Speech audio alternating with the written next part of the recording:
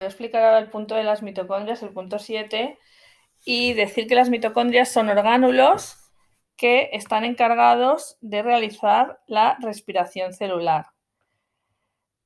Por lo tanto, van a aparecer en células que tengan metabolismo respiratorio aerobio. Este metabolismo, su finalidad básica es la obtención de energía. Recordad que en la respiración celular su reacción era glucosa más oxígeno para dar CO2 más agua más energía. Las mitocondrias van a tener forma y tamaño variables, pero en general van a ser alargadas, tipo forma de judía, o cilíndricas, con los extremos redondeados. El diámetro oscila entre 0,5 micras y 1 micrómetro. Evidentemente, como su función es la respiración celular, aquellas células que tengan que proporcionar mucha energía, que necesitan mucha energía, que su trabajo requiera mucha energía, van a tener más mitocondrias que las que no. Entonces, por ejemplo, las células del tejido muscular van a tener muchas mitocondrias, los hepatocitos también, por ejemplo, el espermatozoide en la pieza intermedia.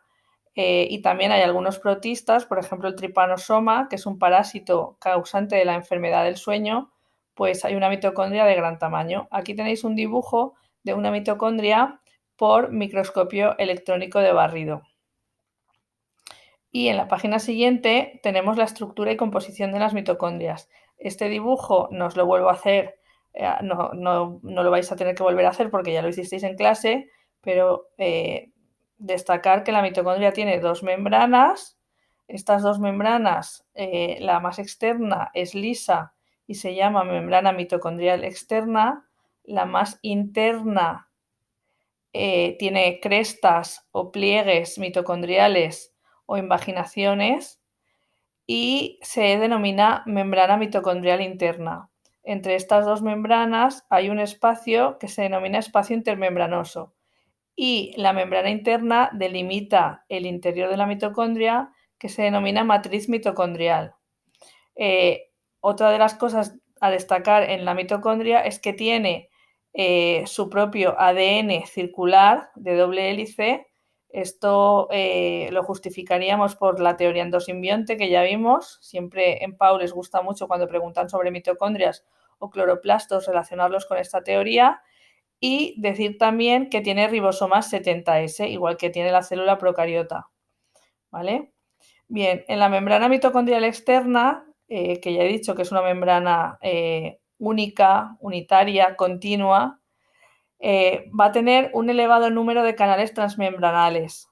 Por lo tanto, va a ser una membrana muy permeable a iones y moléculas de baja masa molecular. Luego tendríamos el espacio intermembranoso, que es el que está entre ambas membranas mitocondriales y tiene una composición parecida al citoplasma.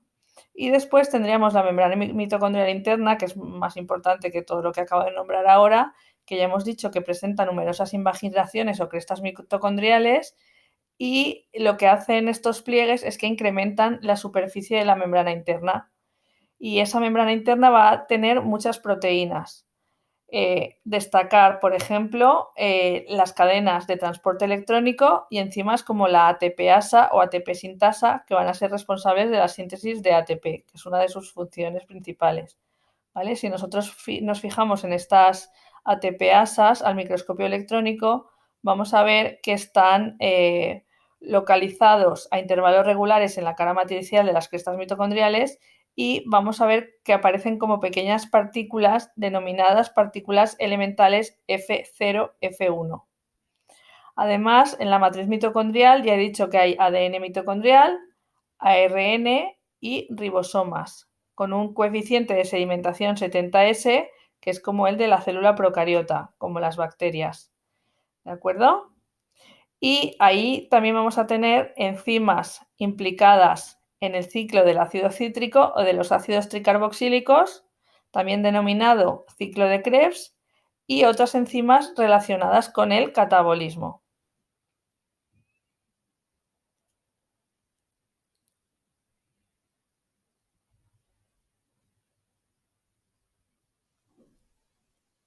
En cuanto a las funciones de las mitocondrias, aunque ahora no entendáis muchas cosas de las que vamos a nombrar, cuando veamos los temas de metabolismo, enseguida todos estos nombres os sonarán. Al principio es un poco de memoria, aprenderse qué procesos tienen lugar en las mitocondrias. Son preguntas que caen muy frecuentemente en selectividad.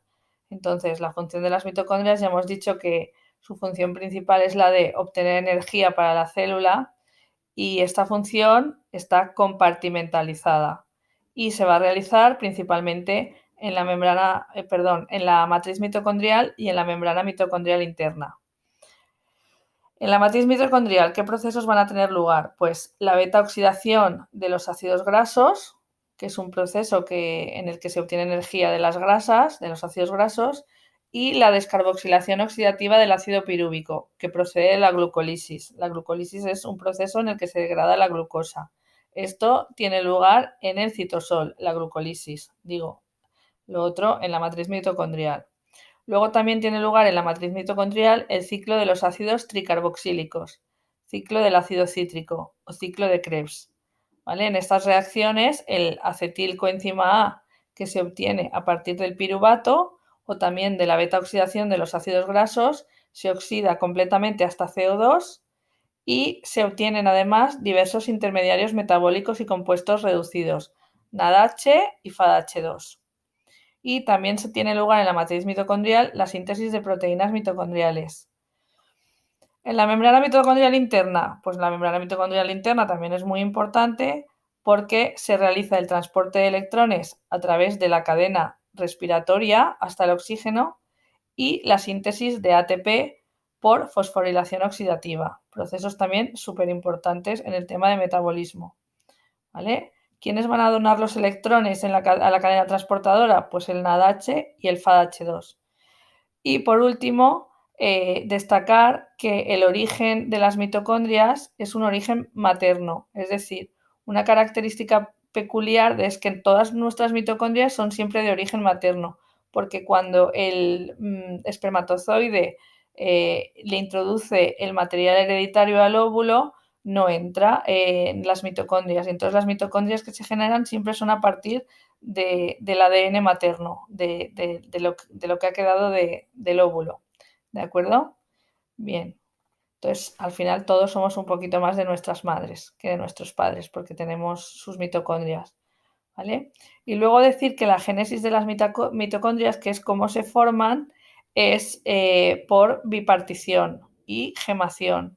Se han propuesto estos dos mecanismos. Esto es una cosa que no cae en PAU, pero simplemente que sabéis que se van a dividir de forma independiente en el interior de la célula y hay dos teorías. Una es por bipartición y la otra por gemación. La bipartición es división asexual de una célula que se divide en dos células hijas idénticas, y la gemación es que se forma como una yema o protuberancia y da lugar a células desiguales. Y también las mitocondrias van a poder experimentar procesos de fusión que contribuyen a la dinámica de estos orgánulos.